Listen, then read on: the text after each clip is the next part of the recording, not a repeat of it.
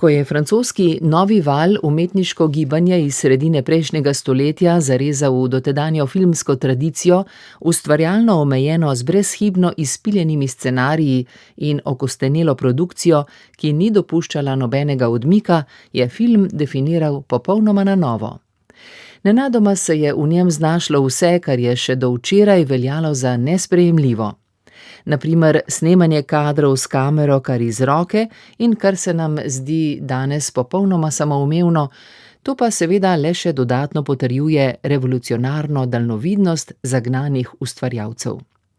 Prav posebej pa novi val, ki je filmski svet pretresel kot pravi cunami, zaznamuje še nekaj.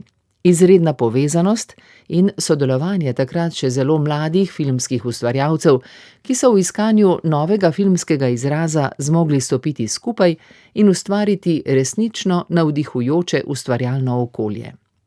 In prav to neverjetno in enkratno filmsko vzdušje konca 50. let v Parizu je poskušal oživiti ameriški režiser Richard Linklater v filmu Novi val, ter se tako pokloniti svojim stanovskim predhodnikom, predvsem Jeanu-Lucu Godarju, čigar film Do zadnjega diha si je vzel za izhodišče.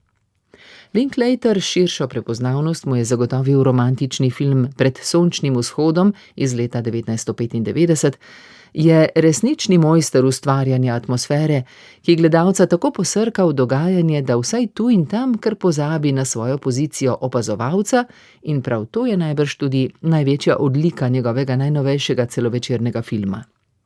Kot sam pravi, se namreč zgodbe o nastajanju enega najbolj prelomnih filmov v zgodovini ni nameraval lotiti biografsko ali preveč dokumentaristično, ampak se je svojo kamero želel potopiti v leto 1959 ter oživiti čas, ljudi, vzdušje, pri tem pa je seveda ostal močno zavezan resničnim dogodkom in poročilom o njih.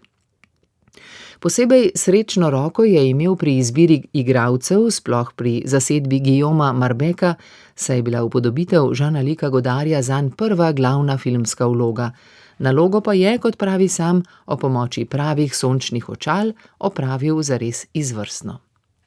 V nasprotju s filmom, s katerim je Godard spremenil filmsko zgodovino in ga na producentovo precejšnjo grozo posnel popolnoma brez vnaprejšnjega scenarija, po trenutnem navdihu in sproti improviziranimi dialogi, je Linklater svojo ustvarjalno ekipo kar nekaj časa namenil pripravam, med snemanjem pa vendarle ohranil tisti pristni novovalovski občutek spontanosti in igrivosti ter ga uspešno prenesel na veliko platno. Novi val, ki ga je bilo moč videti že na lanskem ljubljanskem filmskem festivalu, pred dnevi pa so z njim v Kinodvoru odprli letošnje Kinodvorišče, pa se v filmsko zgodovino gotovo ne bo vpisal tako močno, kot se je Godarjev prvenec.